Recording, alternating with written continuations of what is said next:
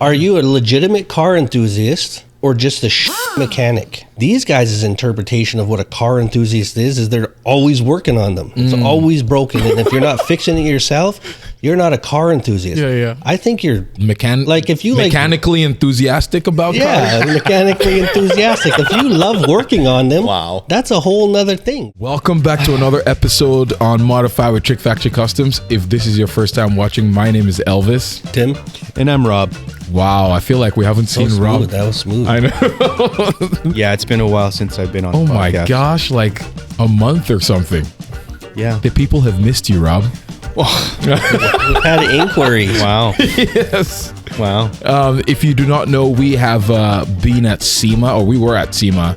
The last podcast we shot was at the SEMA show 2023 with Industry Garage. So that was a lot of fun.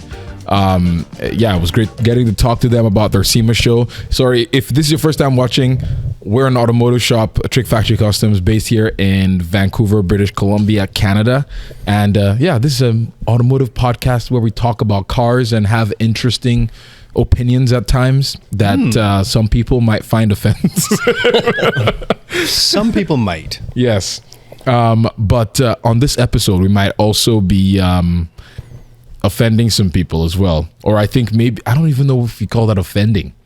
I'm thinking that we don't go out of our way to like Offend purposefully anybody. try to offend people, but Yeah. Tim has a very strong opinion. Yes. Elvis is usually completely opposite, and I'm always digging in the middle here. Yeah. But I think this one, it's going to be we're both, I don't know. I think I'm in line with what Tim is going to talk about today. I don't know. What are we talking about today? So we are going to be discussing who is a car enthusiast, Or what makes a car what makes a car What enthusiast. makes a car enthusiast? Yes.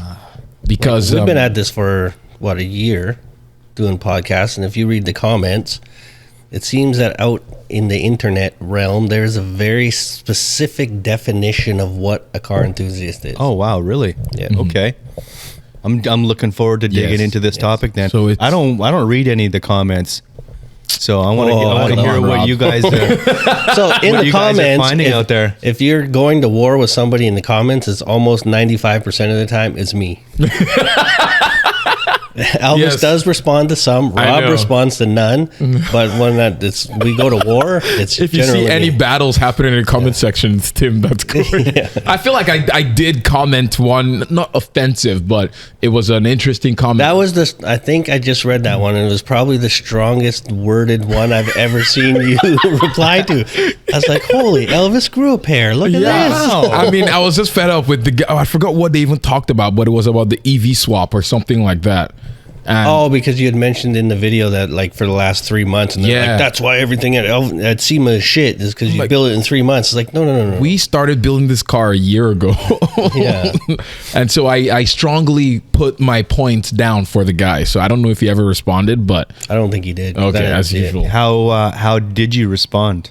I forgot, but I just told him fact for fact. We started working on the G-Wagon, which we took to SEMA in 2023 in February, because we were under, what do you call it, embargo? I don't Media know. embargo. Media embargo. Like an NDA, So we couldn't post the EV G-Wagon that we were working on while we were working on it. And so, yeah, so we just started posting all the videos. So I guess people thought we just started working on the car.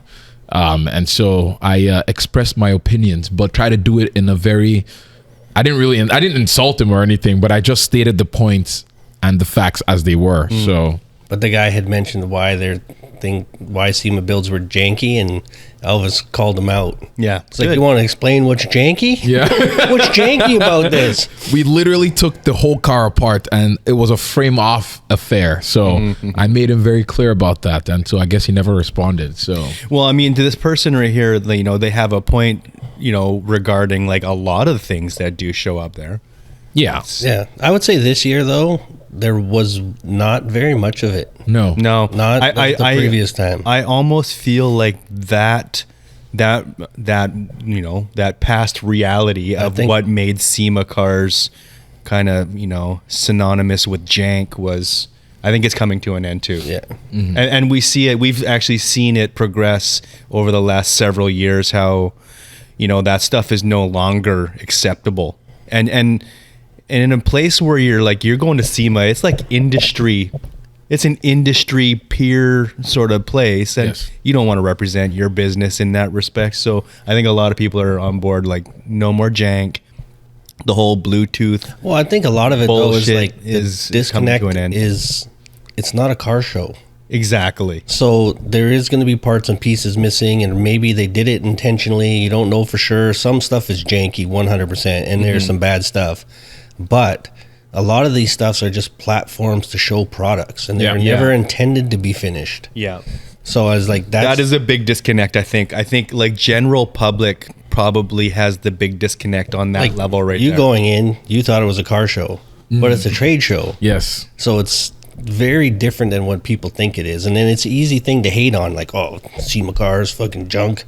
But it's, it's more about the products, the talent, the ability, and selling yourself than it is trying to win. Like, you can't win SEMA. No. You know what I mean? I mean, they do give like Battle of the They have Builders. the Battle of the Builder things, and that is a respectable thing to sort of to try and earn. That? Yeah. But that's not really what SEMA is about.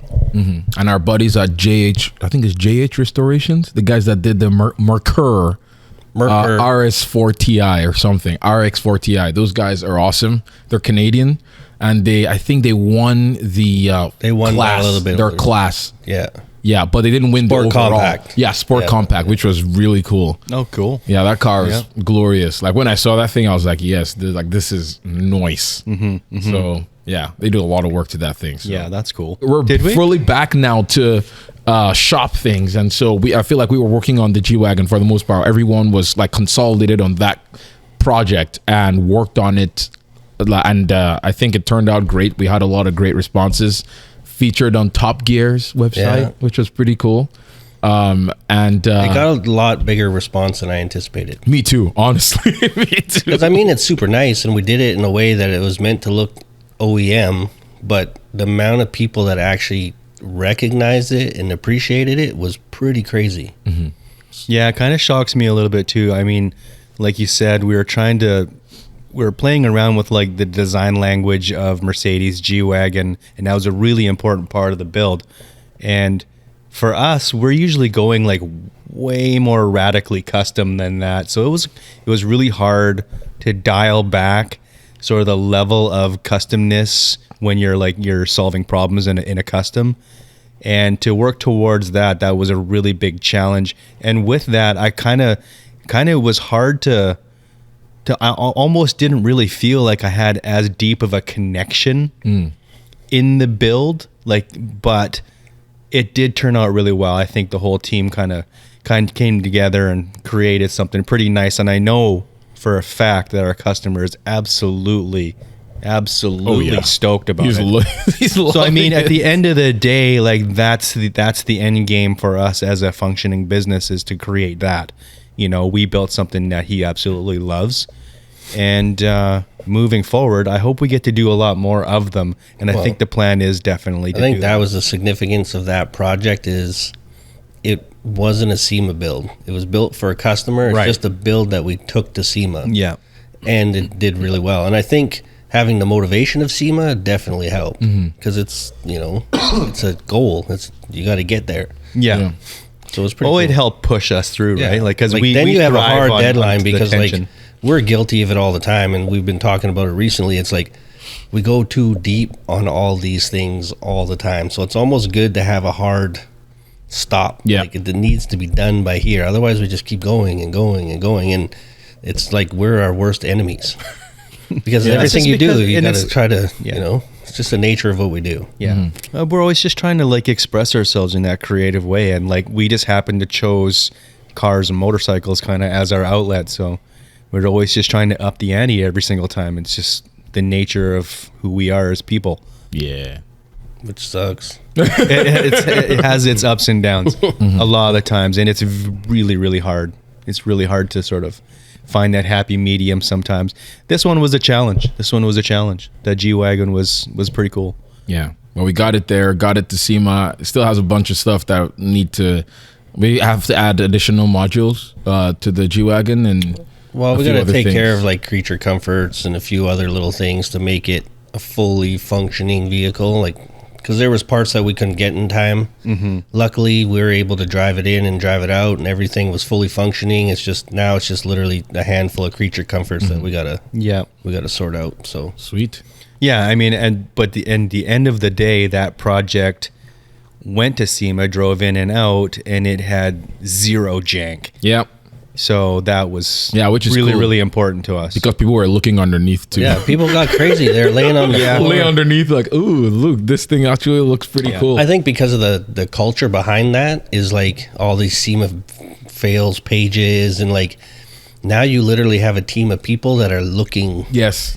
actively trying to. So I mean, we beat all those guys. find they're jank. laying under there. They're checking driveline angles. They were checking everything, and they come out and they're like, "This thing is really nice." Yeah. So I mean, you can't ask for a better, sort of accolades than that. When the haters can't hate, No. you're doing good. Yeah, and these okay. and these potential haters, these are all our peers. These Yeah. are all people that do similar things. They're in the automotive industry. They're trying to push the boundaries of what's possible in creation. Yeah. And for them to go and find like zero things wrong with it, I chalk that up as a huge win. That's a big W. Yeah, I think through the guys at Revolt and like a bunch of the other EV guys too, they were saying like this was the best EV at the show, like built, because the EV was only a part of the build. I think we talked about this with Industry Garage. Yeah. Yeah. The EV was not the center of the build. Like it was built around so many, like there were so many other things that contributed to that. EV was just a part. And so I think Because it's a total package, right? Yeah. A vehicle, these automobile what we're creating is a complete package. It's not just one thing or another. It is everything together. yeah. Which I think brings a lot of the reason why EVs have a bad name. Yeah. Because we Right talked now. about it quite a bit. Like a lot of the EV guys they're like, we spoke to about on the last one, is like, they're EV guys. They're not car builders. So now that car builders and EV guys have gotten together, the products are starting to look and perform properly. But before, they were not the best. They were pretty bad. Yeah. Down to the topic finally. A little bit of a whole SEMA different podcast. recap. No, it's good. I was actually enjoying that. Yeah, it was pretty awesome. Well, yeah, we could talk about this for a long time. But this does tie into the whole next topic. Yes. Because right away, that subject is so polarizing, and if you do appreciate it, you immediately are ejected from the conversation. So what is the topic? Who is a car enthusiast? Who and what makes a car and enthusiast? what? So right away, if we're going to jump this thing off, if you like EV cars, you're not a car enthusiast. Yep. You're out. Well, I mean, You're off the list.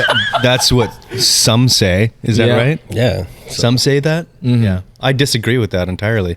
A lot of people say that actually. Like Really? I feel like that's almost the general consensus. It's like from at least what we've seen from uploading or from our conversations about EV on the podcast and from chatting with some of these EV guys, the comment section is a disaster. Like, Is that right? Yeah, there's like definitely some people that are like, okay, this is actually cool. Like they're fast, but it's like they don't think you're a car enthusiast just because. And you're immediately dismissed Yep. in a very abrupt way. Like, not only are you dismissed, like, you're not a car person, you're a piece of shit. Yeah. Oh, wow. Wow. Attack your The personality. car's a piece of shit. You're gay, and your car is a piece of shit. I know. It's very, very interesting. Yeah. And and so I feel like that. So what are your thoughts about the people that say those things or those comments that EV people or people that like EVs are not car people? I think they definitely have a lack of experience. How so? Just even in experiencing different vehicles. So like we're all pretty lucky in the sense that we've got to experience an extremely broad range of vehicles. So when you're making that comparison, it's like it seems like these EV hater guys are all comparing it to the same car. You know what I mean? It's like a 69 Camaro with a big block. So it's like that's not a great car. And I can tell you've never driven one because they're not a great car. And even people that own them know they're not great cars. That's why you have all these companies like Roadster Shop and all these different guys like to keep going back to them. But, they set the bar. Now these cars are great cars, but those aren't the cars you're comparing this EV car to. It's a dinosaur. Yep. And they're not good. And I can tell half the time in the comments that you haven't driven anything good. So where you're getting your opinion from is just a place of, I don't even know, what would you call it? No, I think where a lot of people, I think, get their opinions from is just... It's an obvious... Ignorance? Yeah, ignorance, but also it's opinion. It's like the default thing for every car enthusiast is like, oh, EV cars suck. My own, ICE, internal combustion engines, are the way to go. Even young people, I think that's one of the things that falls into this category of car enthusiasts that we're about to talk about. It's like one of the obvious defaults. Like, you can't be this unless you share this opinion. Yeah. Which is, I don't know. Like, I had that opinion, but now it's become undeniable. Yep. And then now having built one, it's not as easy as just putting a battery motor in the front motor. and a battery in the back. It's not. It's an entirely new thing to try to learn. And then the packaging side of it is almost as much or more complicated than a normal car. So it's not easy. It's like they literally... Yeah, no, it has its own challenges. inherent challenges that make it more challenging. It's definitely not easy. I mean, and it's dangerous as shit. Yeah. Very dangerous. Like, I've heard some stories, and like I've seen a couple of little quick videos of shit kind of going bad, and it could be really, really dangerous. People could die. Yeah, no, So you gotta take this shit seriously. the guys at Industry Garage, Tim was also saying that the day that they were about to leave, that they had a situation where I think the batteries or a cable, one of the battery cables arced on the body of the car. Oh, dang. And he was like, he told the guy, was like, you okay? Is everything fine? Because it could be catastrophic. Yeah. I think it's a lot more of a risk and a hazard than an internal combustion engine is too. So, but it is very interesting seeing both sides, or seeing the car people that are just full all out. Okay, sure, an internal combustion engine sounds better. Like, the sound is always gonna be better. Well, you fall in love with what you know. Yeah. If we've only ever known internal combustion engines, Plus, and it they're caters awesome. to all of your senses. Yeah. Whereas when you have an EV car, you're losing one of those senses. I think it's more than one you're losing, actually. Yeah, probably. So I think that's, but it heightens your senses to other things. Yes. You're able to focus on other aspects of the car, which is crazy. Like, as soon as the single biggest thing is you get in and the thing just like plants you and you don't hear anything. No. It's a wild sensation. Yeah. So because you get to focus solely on the acceleration of it. So it's pretty wild. Yeah. But I think it also awakens some other senses. Like, for example, like the attention that your tires are there, like tire noise, all the little things, or any rattles that might be there or might have been there before that the internal combustion engine might have drowned out. You hear all of that. And so it's like, it's a very different, and even the EV race car, I mean, we're just talking about, this is not an EV episode, but just even for example, like the EV race cars, like those things sound insane. Like, it just sounds like, I was listening to some like LMP, like hybrids, I think, and the hybrid starts. oh my gosh, that's the coolest it's like thing ever.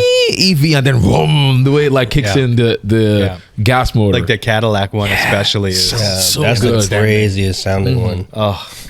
yeah. Yeah, I think that one should appreciate, both camps, EV as well as internal combustion engines. I think if you don't, you're kind of just being ignorant, because they're both good and they're both bad, and And then I think they're just different. yeah, it's just it. different. Yeah. People are afraid of change. And then okay, so we're moving on from the EV part. Let's just go to the one that rich guys are not car guys. Like that. Okay, I think we should set the baseline of Yes. what a car enthusiast is. Yes. Based on the internet. Yes. It's, you have to be working on your car almost every day. Yep. Yourself. You can't have any outside help whatsoever.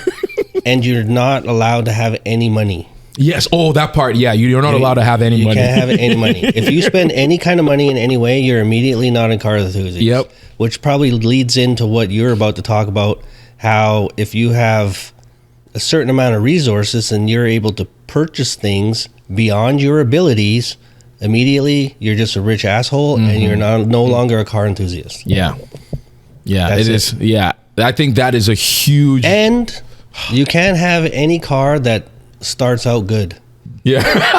You have to have the lowest performing car, Crappiest thing. crappiest car, and then make it faster than a good car. Yeah. I mean, that's how the Netflix show, I forgot what it was called, what was based on, of seeing if your supercar can beat, or seeing if your home built car can beat. That's literally based off the internet, because in that show, Supercar. the premise of that show is it only has to be better in one single aspect of performance, and that's a straight line. Yeah. But like you look at the super crazy turbo Civic and he ended up losing. I know, he didn't even finish, which is the reality of most of what that is. And they can 8 million views. I'm still waiting for you guys to send me the breakdown of this super reliable 1,000 horsepower Civic. Still waiting. 720S, which is good at all kinds of things, still beat him. But there's no corners, there's no curb appeal. Like, we all build crazy cars for curb appeal. Like, let's be real. We're not tracking our cars three times a week. We're not drag racing our car every single weekend. None of these things. Like, I would say probably 50, 60, 70% of our builds are for curb appeal. Yep. Like, we're literally building it because we want to be cool. And that's To other it. dudes. So other dudes. Yeah, that's the thing. Like, we think it's to get chicks, but you don't get chicks. You just get dudes. Yeah. And then that's like every time we have a conversation, like, you're going to take that to the track? Like, you're not taking it to the track. He's not taking it to the track. Every time I've been to the track, there's like 6 other guys at the track. So the actual percentage of these car enthusiasts is pretty damn low. So, and then as soon as you call them out, they all fade away. And how many have I converted as soon as I call them out? You're like, oh, became a fan. Yeah. Yeah. So, and they have these car enthusiasts, it's never their car. It's always a buddy's car. Oh, like I know Like a guy. literally thousands of comments. And it's like 2 people like, oh, you want to build? Here's the build breakdown for my buddy's car. He makes 500 horsepower. It's like, what about your car, you mouthpiece?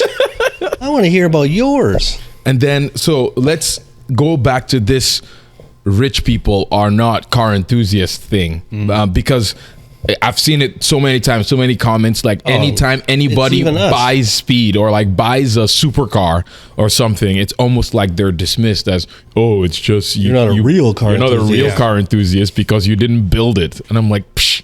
Man, I disagree with that like instantly right away. I mean, our current customer back to the G-Volt, the G-Wagon, this man just happens to be a man of means. And he just happens to be a huge enthusiast Probably of one of the G-Wagons. craziest This car guy goes enthusiasts. out and uses his stuff 10 times more than any of us do by Very like true. a lot. Because he has time and resources to do so. So it's like, of course, there's always going to be like, we listen to other podcasts, Roaster Shop, all these guys, and I listen to these guys that are building these crazy cars, and it's a small percentage of them that are taking them to car shows. The rest of them, you don't ever see these cars again. But the guys that own the cars are like, he owns a crane company. This guy owns a fabrication company. This guy makes doors and windows. And they take all that money and they put into bring it the into car our industry industry. and create these cars that we all lust after and set the bar. And it's we not the guy. inspired. Yeah, and they inspire us. Like, I'm inspired by it. And then you can even talk about, like, oh, I appreciate, the guy at home building it in his garage, the small guy. That guy's using those same cars as inspiration too. Yep. Yep. 100% he is. Like, so yeah, your argument might be valid that, yeah, I prefer a garage builder. Yeah, your garage builder is aspiring to be something greater too, and it generally comes from that place. And when we're building cars, if you're at home building your own car in your garage, that's amazing. That you're a car enthusiast. I appreciate every single bit of it. Respect. But you're not pushing the industry. You're not bringing, like maybe the handful of guys bring a little bit of innovation, but it's like when the rest of us get opportunity and get resources and funding from a lot of the times outside sources outside the car community to push and create awesome stuff. It's not necessarily these guys, but those guys dismiss. Like as soon as you have money, you're immediately dismissed. Yep. How many times do we get it on this podcast alone? Like, fuck these rich assholes. It's like, buddy, I've been grinding at this since I was like 16 years old. So it's like, and it's not just, and the biggest part of my rant is, and I've called out 100 of these kids, even if I gave you $1 million and said, here, build a car. You wouldn't know what to do with yourself. Like, build your best car, just you and this $1 million. I want to see what you come up with. Is it as easy as you think it is? No. How many hours have we spent just designing a part and go check it? Doesn't work. Go back, make a couple adjustments, go back. It's like, it takes a lifetime to get here. Yeah.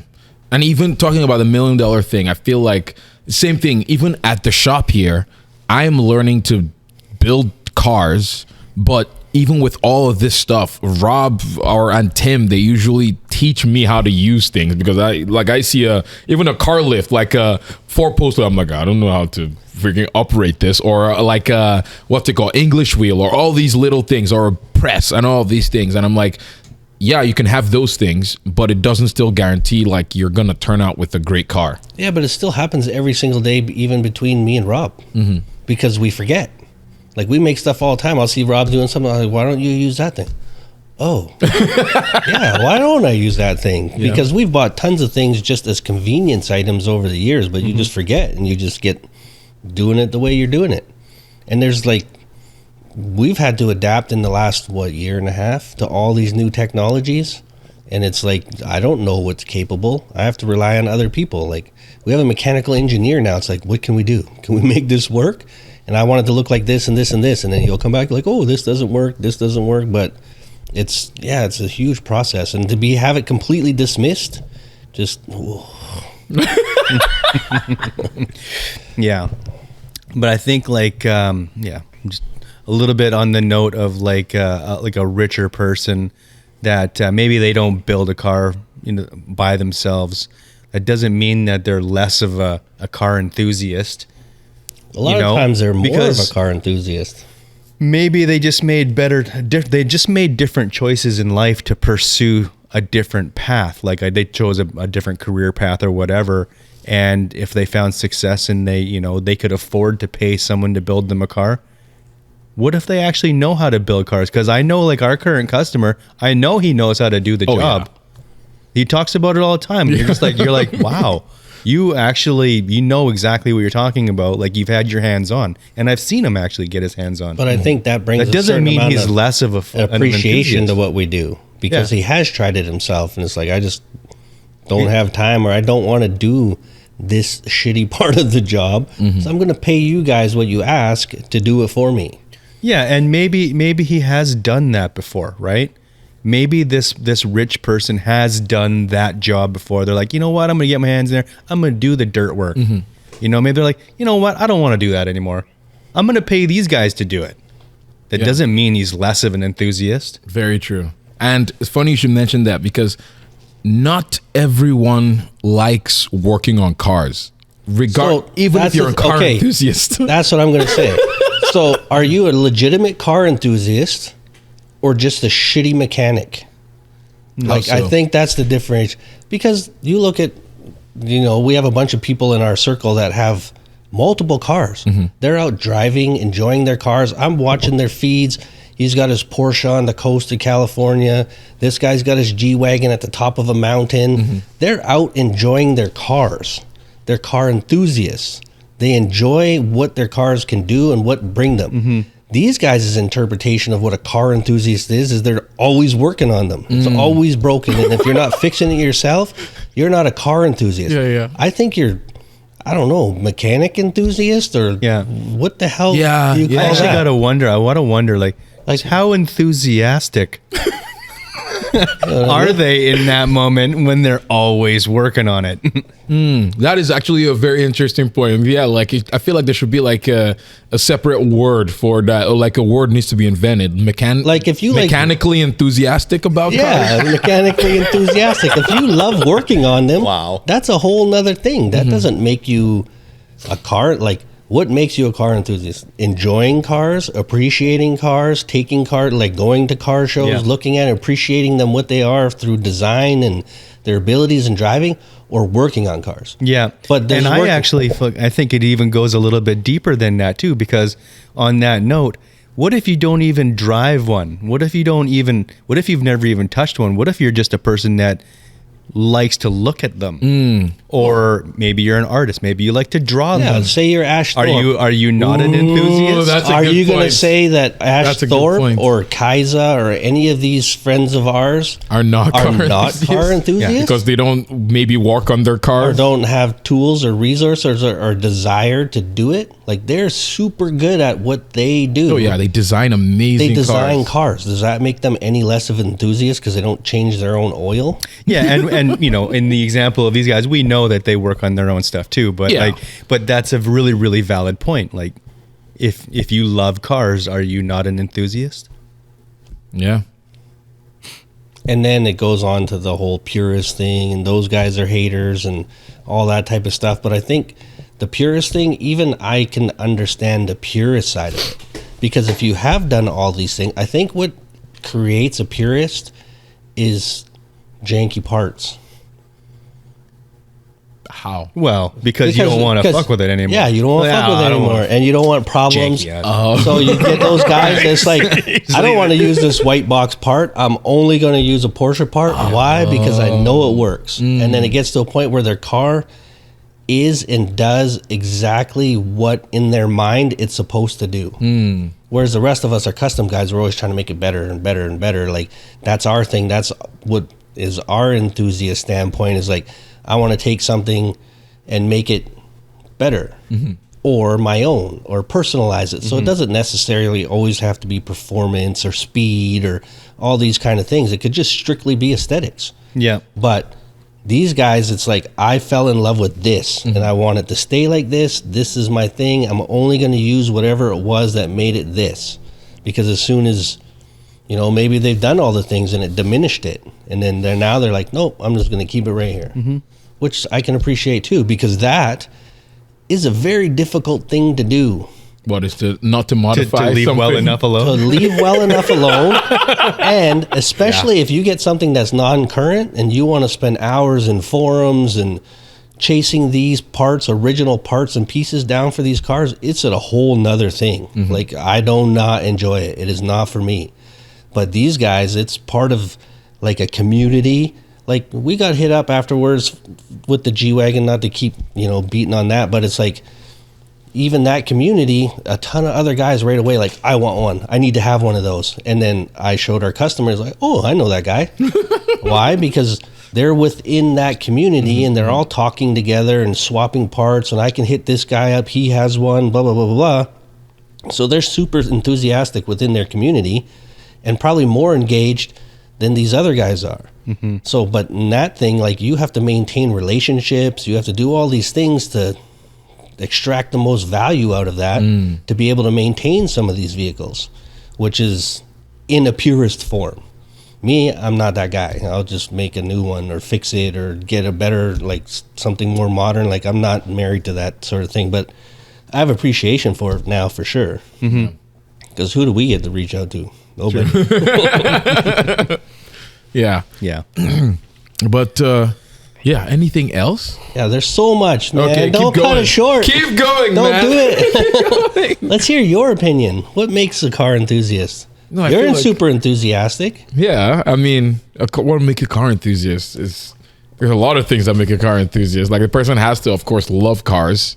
Like, I guess the sight of them, like you said, Rob, like, if someone just even likes looking at cars, regardless of working on them or even owning them, just looking at them. Yeah, like if that alone evokes an emotion, Yeah. are you not an enthusiast? I think you are. I think you are an enthusiast. Even if they design cars and all of that, but don't build cars themselves, I think they're also car enthusiasts. Absolutely. Also, I just thought of one point too, talking about, again, rich guys not being car enthusiasts or like buying speed or buying this. Like we talked about, they also drive innovation because, for example, a company like McLaren makes a car, but this guy that has the means buys it.